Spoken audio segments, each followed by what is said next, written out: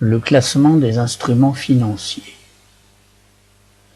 Un actif est classé et évalué au coût amorti si deux conditions sont remplies.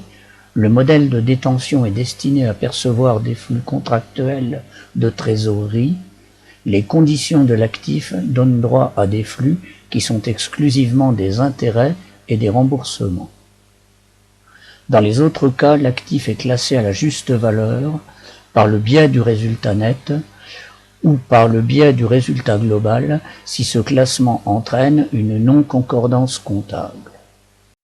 Les passifs financiers sont évalués au coût amorti selon la méthode du coût d'intérêt effectif ou à la juste valeur par le biais du résultat net si ce sont des produits dérivés ou si ce classement évite une non-concordance comptable ou si la gestion d'un groupe de passifs et sa performance sont basés sur la juste valeur. Dérivés incorporés. Pour l'actif financier hôte, les règles de comptabilisation des actifs s'appliquent à l'ensemble du contrat. Pour le passif financier hôte, le produit dérivé se comptabilise séparément du passif hôte, sauf si celui-ci est comptabilisé à la juste valeur par le biais du résultat net.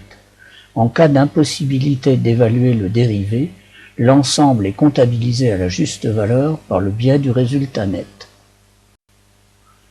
Reclassement. Le reclassement des actifs financiers ne doit s'effectuer que lorsque le modèle de gestion change. Aucun reclassement n'est possible pour les passifs financiers.